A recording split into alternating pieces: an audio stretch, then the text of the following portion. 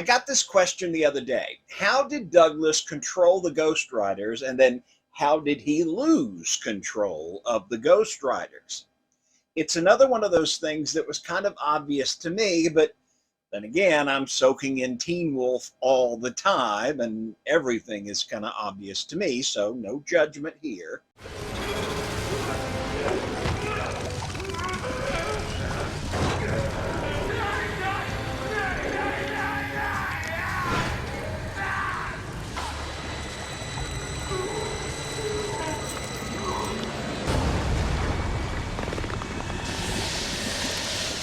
Ghost Rider's whip didn't go deep enough to take him.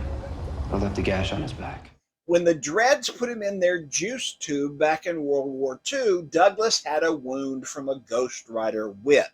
Now, as we saw with Argent, the wound of a Ghost Rider weapon, if it doesn't transport you through the dimensional barrier immediately, will continue to try.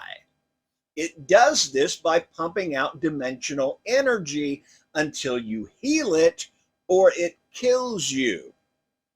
In Douglas's case, whatever the Dreads did to him stabilized that wound, so it was pumping out dimensional energy into that tube constantly for decades. And eventually his body just became imbued with that energy. That's why Douglas was already part Ghost Rider when he escaped the Dread Doctor's tube. I did a whole thing about his psychology and how he wasn't able to tap the Ghost Rider parts of himself until after he did the symbolic eating of the souls. That's what he thought he was getting from all of those brain snacks. Something is biting open heads to what? Steal souls? Looks that way. The real question is,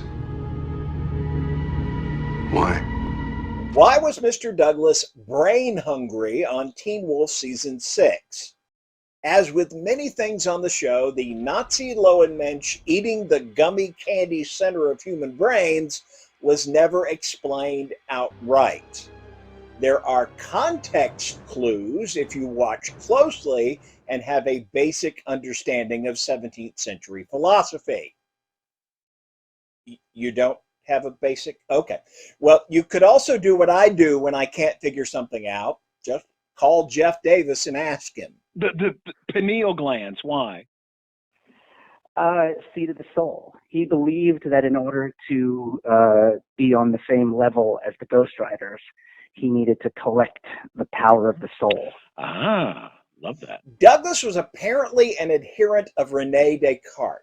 The French philosopher regarded the pineal gland as the principal seat of the soul. It was central to his belief that the human body and human soul are separate. He believed that all our senses feed information through the eyes, ears, skin, whatever, into the pineal gland, where the information is processed and then considered by the soul. Why kill for it? Pineal gland is believed to be the seat of the soul, a conduit to express our souls through physical actions. René was wrong about that, of course. Our little brain pine cone actually just pumps out melatonin when it's time to sleep. Now, don't get me wrong, that whole process is incredibly important to humans' overall health, so the pineal is essential to our species' survival, but according to modern science, Descartes was wrong about its metaphysical properties. That's actually a fun rabbit hole to visit if you have a few hours or days to read some of Descartes' stuff. I recommend you start with the one about the passions. Anyway,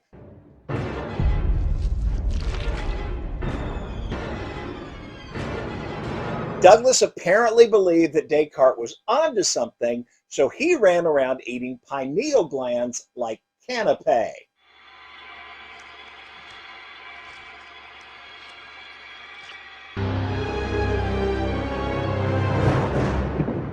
And as Jeff said, he wanted to control the Riders, so he wanted to be like the Riders. The Riders' primary function is to take souls. Douglas imitated that by taking human pineal glands and the soul inside it.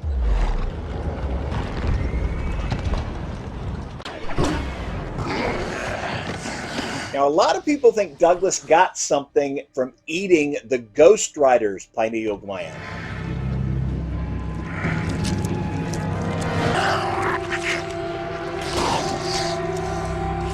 I don't think so. Or if he got any benefit at all, it was psychosomatic. His Ghost Rider abilities were limited. He could not open a portal, but he could command the Hellhound to do it. The Riders did seem to recognize him, and he could use their weapons, but that was about it. And if you think about it, all of that comes back to Douglas soaking for 70 years in the dimensional energy that was leaking from his own wound. He was thrown in the tank and the wound infected the water. It mixed with the fluid from the bat and actually made him stronger. Soaking it in, absorbing the power for 70 years. So while eating that little piece of brain from the Ghost Rider might have triggered something, the Ghost Rider abilities were in him the whole time. Quick sidetrack here. There's this amazing butterfly species in England called the large blue. When they're caterpillars, they create chemicals so they smell like ant larvae. The ants will then pick them up and take them home. The ants will feed the caterpillars and basically ignore them while the caterpillars eat up all the real ant larvae they can find inside the hive. Douglas was like that with the Ghost Riders. Once he tapped into his existing Ghost Rider energy, he could do a lot of what they could do. But mainly, Parrish and the Riders accepted him as one of them because he smelled like their dimensional energy. The Ghost Riders are a lot like that ant hive. They just do what they do, and most of the time they're operating on automatic. They travel the world, they collect souls. That's it. Take a soul, turn it into a Ghost Rider, rinse and repeat. Every once in a while, doing that job requires a form of consciousness and individuality on their part. Every now and then, one of the riders will break off and take on another job, like the one that became the sheriff's wife. But while it was projecting itself from the memories of the people around it, deep down, it's just another ant doing what it does to keep the hive going. Mostly, though, the riders, they just ride, they take souls. The Hellhounds help out and make sure nothing escapes the hunt. Again, the Hellhounds have autonomy when they're not actually needed as part of the hunt or when they're out on assignment. But when necessary, their free will is subsumed by the hunt's priorities. So it is into this hive of almost automatons that we now inject the strong will of the arrogant Mr. Douglas. He is one of them, so if he's pushing the Riders or Hellhounds in one direction, it must be the right direction for them to go. Douglas's big mistake was merging the dimensions by plugging Corey into the machinery of the hunt. This not only intersected the worlds, which caused confusion and disruption for the usually orderly hunt, it also injected another consciousness into the mix, a consciousness that was at odds with Douglas. Attention all passengers. The train will be arriving in 8 minutes. I contend it was Corey who got the hunt unstuck. It was only after he was plugged in that the countdown began and the train started running again.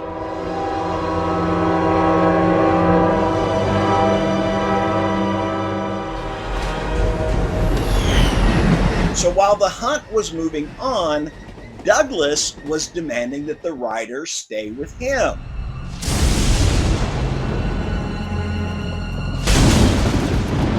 This conflicts with their primary purpose and then resulted in a direct order from above to get their asses moving.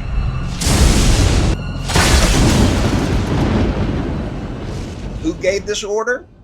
I don't know. Think of it as the basic consciousness that controls the hunt. Call it the great god Odin, however you want to perceive the individual who is at the top of this particular cosmic structure.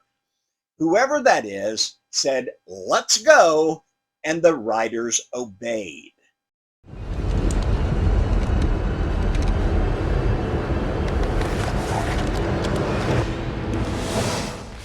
But now, what should just be another drone in this ant colony is acting all shouty and belligerent. Zaruk coming! Come back and kill them! To Z! So the riders, they removed his outer shell of individuality. Basically, they did to him what they do to all the souls they take. They turned Douglas into a full Ghost Rider.